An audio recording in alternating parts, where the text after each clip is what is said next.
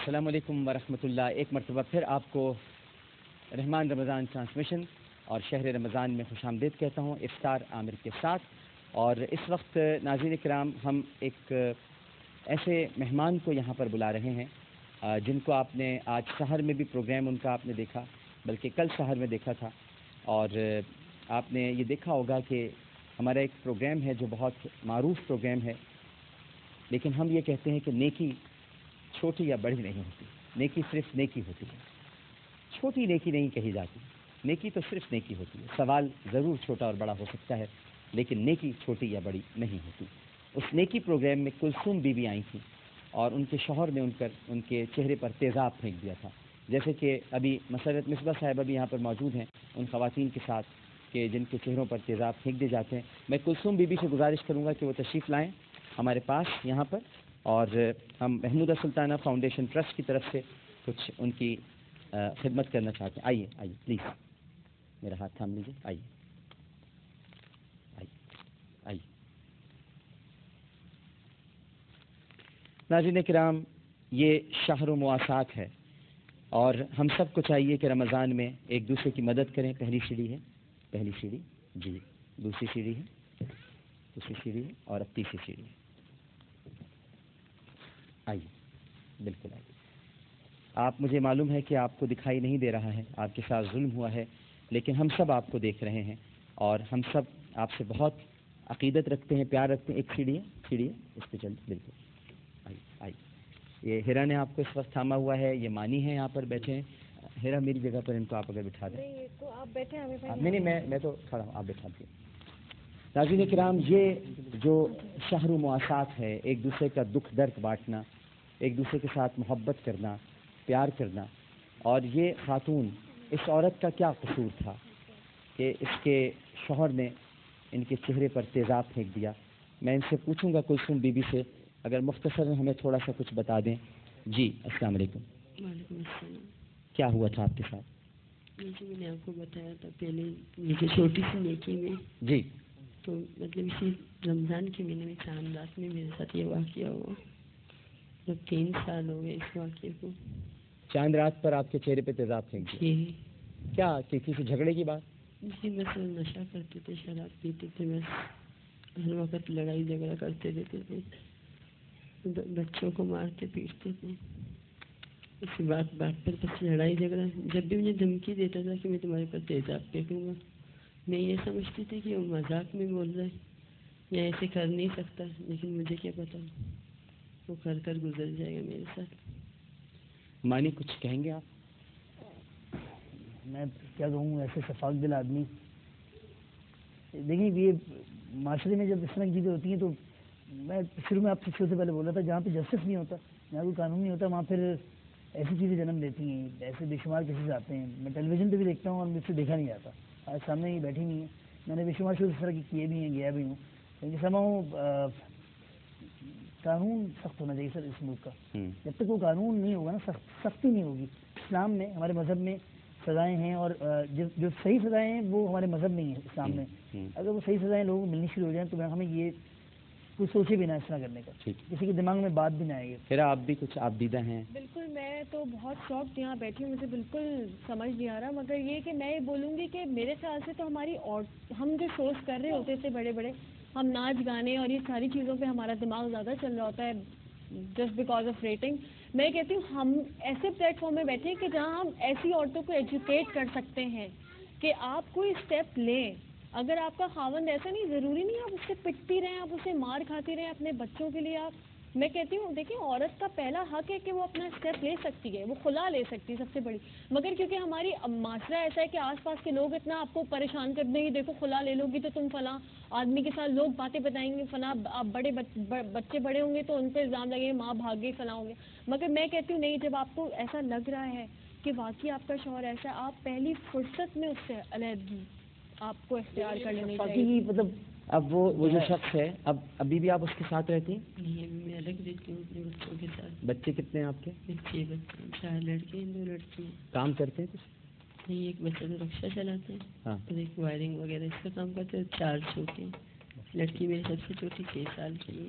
بس ہم کچھ آپ کے لیے میری بہن کچھ کر نہیں سکتے. میں ایک بہت چھوٹا سا انسان ہوں. میں نے اپنی ماں کے نام پہ ایک فاؤنڈیشن بنائی ہے, محمودہ سلطانہ فاؤنڈیشن ٹرسٹ. اس کے تحت میں تھوڑا بہت جو کچھ بھی ہوگا آپ کا سلسلہ جاری رکھوں گا, لیکن میں یہاں مخیر حضرات سے کہوں گا کہ ہمارا ساتھ دیں, آگے بڑھیں, اور یہ بس آپ اپنے پاس رکھیے اور اس کو بس چھپا کے رکھیے اس کو, اور ہمارے لیے دعا کیجیے گا. اور آپ کے ساتھ جو ظلم ہوا ہے, جو زیادتی ہوئی ہے, ہم بس یہی کہہ سکتے ہیں کہ کاش کہ ابھی تھوڑی دیر پہلے مانی نے کہا تھا کہ فاروق اعظم رضی اللہ تعالی عنہ جیسی ہستی اگر آج کے دور میں وہ خلافت راشدہ کا زمانہ ہوتا تو اس کے چہرے پر بھی اسی طرح سے تیزاب پھینکا جاتا, تاکہ اسے اس درد کا احساس ہوتا کہ کس طرح. جی میں نے بہت سے میں یہی بات میں نے کہی تھی کہ جس عورت کے ساتھ اگر ایسا کیا جائے تو اس آدمی کو اسی عورت کی عادت تیزاب پھینکا جائیں, ہاں, تاکہ اسے پتہ چلے کہ درد کیا ہے. درد کیا ہے. آ جا میری بہن, آ جا آ جا آ جا, آئیے ہم ان کو رخصت کرتے ہیں. آج یہ نیکی ہیرا حاصل کرنا چاہتی ہیں, اور کلثوم بی بی کا آپ نے قصہ سنا, واقعہ سنا. ایک اور ہماری خاتون ہیں, ان کو ہم بلاتے ہیں اور وہ بھی یہاں پر موجود ہیں.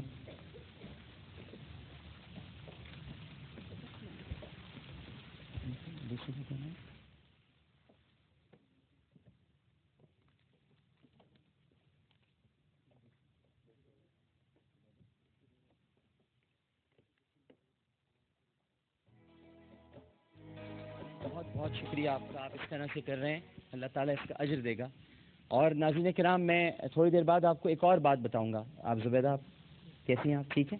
آئیے آپ بیٹھ, ان کو بٹھائیں.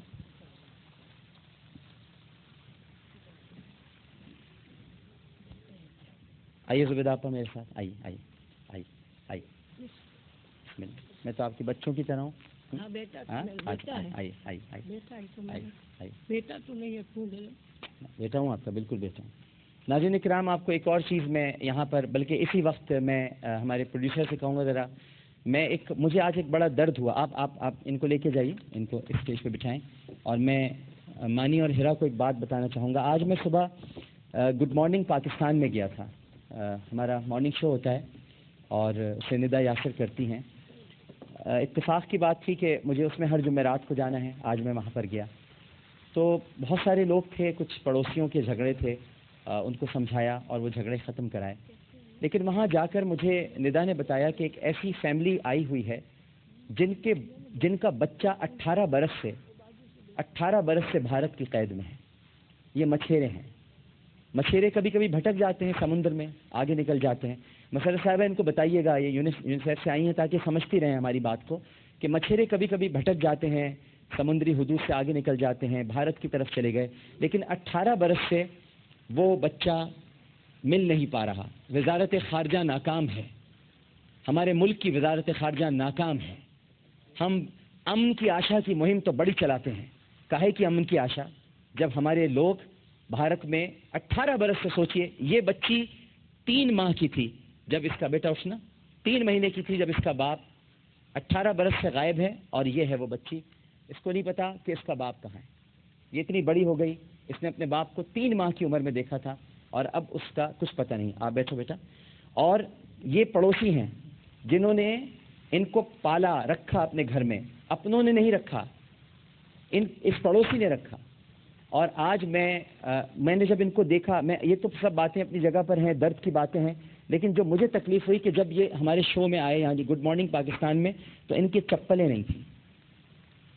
یعنی ہمارے حکمرانوں نے چپلیں تک چھین لی ہیں, ننگے پاؤں کر دیا ہے. کہ اصل میں تو پاؤں ننگے ہیں بے نظیروں کے, یہ ہیں بے نظیر جن کے پاؤں ننگے ہیں. تو میں یہ چاہتا تھا کہ میں آج اپنے ہاتھوں سے, اور یہ ایک میسج پورے پاکستان میں, پوری دنیا میں دینا چاہتا ہوں, خاص طور پر کہ ہمارے ملک کے وطن کے لوگ ابھی ایسے نہیں ہیں گئے گزرے کہ ہم لوگ مل کر انہیں چپل بھی نہ پہنا سکیں. تو یہ آج یہاں پر آئے ہیں, اور میں نے ابھی خاص طور پر یہ کہا تھا کہ بابا کو میں اپنے ہاتھوں سے چپل پہناؤں گا, آپ چپل پہنیے. یہ ہمارے محنت کش کے پیر ہیں جو ہمارے لیے سمندروں میں جاتے ہیں, ایکسپورٹ کرتے ہیں, اور وہاں سے ہم لوگ اٹھا کر ساری چیزیں ایکسپورٹ کر دیتے ہیں. اماں یہ لیجئے, یہ آپ چپل پہنیے. اور آپ کو ایک بات اور بتاؤں, کہ یہ اپنے بچے کی راہ دیکھتے دیکھتے ان کی بینائی جا چکی ہے. یہ بیٹا ان کا تھا, 18 برس کا. اب ان کی آنکھیں نہیں ہیں, اب یہ دیکھ نہیں سکتی ہیں. اور یہ بیٹی آپ کے لیے, بیٹا یہ چپل آپ رکھیے گا, آپ پہنو اس کو. اور کبھی ننگے پیر مت رہنا بابا, کبھی ننگے پیر مت رہنا. تمہارا حق نہیں ہے ننگے پیر پھرنا, ان کا حق ہے جنہوں نے تمہارے پیروں سے چپلیں چھین لی ہیں.